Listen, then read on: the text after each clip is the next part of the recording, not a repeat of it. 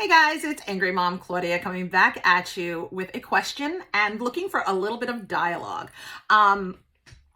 So a long time ago, I was trying to brand myself, and this was before the internet really became a big phenomenon that it is.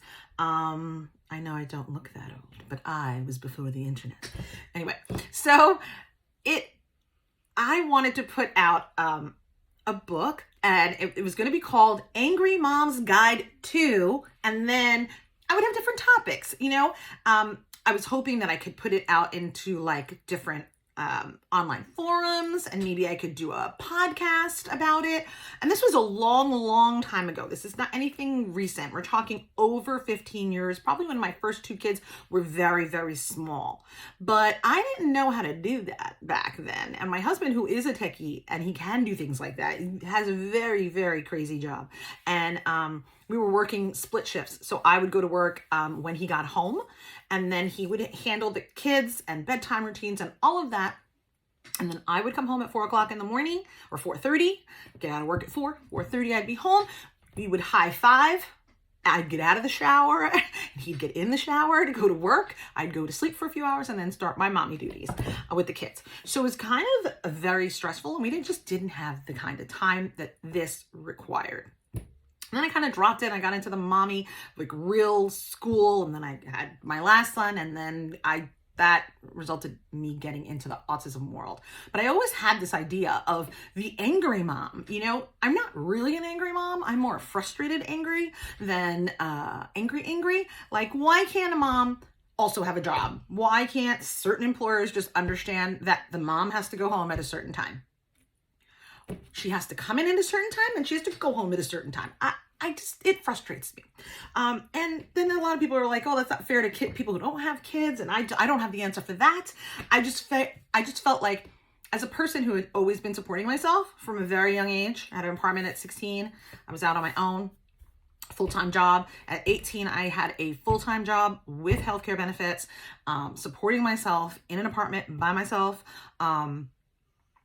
getting to and from work, figuring it out. So I just now got angry, and like, as I was, a young mom, and how can I bring that frustration into something creative? And I've always been a creative person. I just never really know how to channel it. So I had this thing, and I said, honey, what if I was like the Angry Mom's Guide to, X, or the Angry Mom's Guide to traveling, the Angry Mom's Guide to autism, the Angry Mom's Guide to, all these different things. So,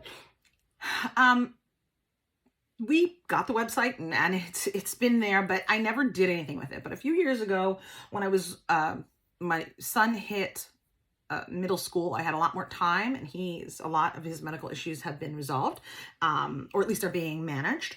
And I found myself with a lot of time on my hands, and nobody would hire me. I'm a person who had a really pretty good job. And I just couldn't get the traction. I couldn't get interviews even, which was really hard for me because I'm a very good worker. Like I was promoted within my job very quickly. And I came in at an entry-level position. Oh, I got scared. My son is going to be home any minute. So I just couldn't get any traction to get interviews. And the one interview I did get, I believe they were not understanding where their boss wanted to take the company. So they didn't understand why they were interviewing me. And when I got there, once hearing what I thought, it was a simple one job, but then I realized that what the owner of the company was doing. And I said, well, he's doing this. And he asked you to interview me because he saw my resume, and I had been doing it for a Fortune 500 company since I was 18, on and off. And I think it scared them, and I never even got a call back. And then I explained to them exactly what the next steps of what their boss was going to be bringing to them. And she said, oh, that's interesting, because I got this piece of paper today, and that was spelled out exactly what I was telling them, where their boss was trying to take the company. And I think it was a small shop, and they were intimidated, and they weren't feeling it. everything else worked out too. It was funny because it was like the times for the job were perfect, but I didn't get the call back.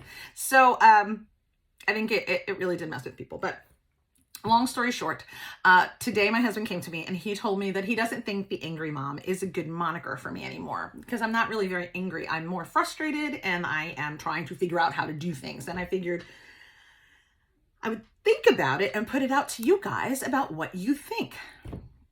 I am fine with being called the angry mom because I want people to see that I'm not actually an angry mom. I'm just a frustrated, trying to figure it out mom like everybody else. And the frustrated mom just sounds a little too Ziggs related, and I don't want anything to do with that. I want to keep it on the up and up and not sounding, something that can be taken out of context. So let me know what you think. All right, that's me for now.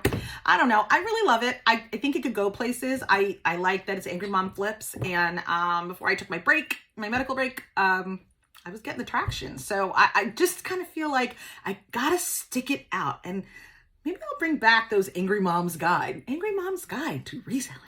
Like that kind of thing. Who knows? I don't know. Well, that's me for now. See you soon. Bye.